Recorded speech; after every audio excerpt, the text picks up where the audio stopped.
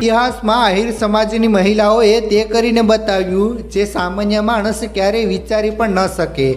જી હા મિત્રો, ભગવાન શ્રી કૃષ્ણની નગરી દ્વારકાના એસએસસી ગ્રાઉન્ડ ખાતે અખિલ ભારતીય આહિરાણી મહારાજ સંગઠન દ્વારા યોજાયેલા મહારાજ પ્રસંગે આજે 37,000થી પણ વધુ આહિરાણીઓએ ટ્રેડિશનલ ડ્રેસમાં રાસ રમી હતી, જેને જોવા માટે 2 લાખથી પણ વધુ લોકો ઉમટ્યા હતા। દ્વારકાના એસએસસી ગ્રાઉન્ડ ખાતે યોજાયેલા આ મહારાસમાં ગુજરાત તેમજ સમગ્ર ભારતમાંથી આહિરાણીઓ આ મહારાસમાં ભાગ લેવા માટે અહીં પહોંચી હતી। દેશના પશ્ચિમ ભાગમાં આવેલી પવિત્ર દ્વારકા નગરીમાં આજના દિવસે મહારાસનું આયોજન કરાયું હતું। 800 વીઘા જમીન પર આ મહારાસનું આયોજન કરવામાં આવ્યું હતું। આ અવસરે દેશભરમાંથી લગભગ 1.5 લાખ જેટલો આહિર સમુદાય સાક્ષી બન્યો હતો। મિત્રો, આજે આહિરાણી મહારાસનો વર્લ્ડ રેકોર્ડ સર્જાયો છે।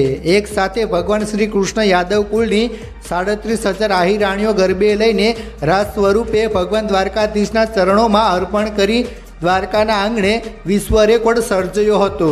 આ ભવ્ય કાર્યક્રમમાં જોડનાર 37,000 જેટલા આહિરાણીઓને અખિલ ભારતીય યાદવ સમાજ દ્વારા સ્મૃતિ સ્વરૂપે ગીતાજીનું પુસ્તક ભેટ આપવામાં આવ્યું હતું। ભગવાન કૃષ્ણના સાનિધ્યમાં શ્રી કૃષ્ણ સંગ રાસ રમવાની આહિરાણીઓની આંતરિક ભાવના સાથે આ રાસને મહારાસ નામ આપવામાં આવ્યું હતું। નોંધનીય છે કે કચ્છના વ્રજવાસી ગામમાં ઢોલીના તાલ પર રાસ રમતા શહીદી વહોરી ભગવાન શ્રી કૃષ્ણને પામી જનરલનો ઇતિહાસ ઉજાગર કરતા યદુવંશીના ઇતિહાસની યાદ તાજા કરવા તેમજ આવનારી પેઢી યાદવના ઇતિહાસથી જાણકાર બને તેવો ઉદ્દેશ્ય આયોજન પાછળ રહેલો હતો। આજે યોજાયેલા મહારાસમાં વિશાળ જનમેદની ઉમટી હતી। આ મહારાસમાં 37,000થી વધુ આહિરાણીઓએ રાસ રમીને રેકોર્ડ સર્જાયો હતો। આ સાથે મહારાસમાં 2 લાખથી પણ વધુ લોકોએ પ્રસાદ લીધો હતો।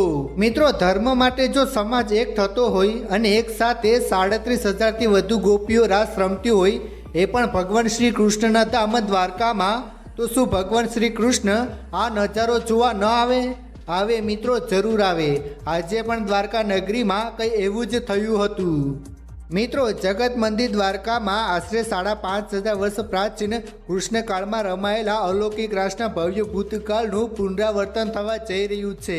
આજે વહેલી સવારે આશરે 37,000 જેટલી આહિર મહિલાઓ એક સાથે રાસ રમી અને વિશ્વ વિક્રમ સર્જાયો હતો। મિત્રો, ભગવાન શ્રી કૃષ્ણનું ગોપીઓ સંગ વ્રજરાસ જગવિખ્યાત છે। જી હા મિત્રો, કહેવાય છે કે ભગવાન શ્રી કૃષ્ણને રાસ રમવું ખૂબ જ પસંદ હતું। દ્વારકામાં ભગવાન શ્રી કૃષ્ણના પુત્રવધુ અને બાણાસુરના પુત્રી ઉષા રાસ રમ્યા હતા અને ગુજરાતમાં ગરબાની શરૂઆત થઈ હતી।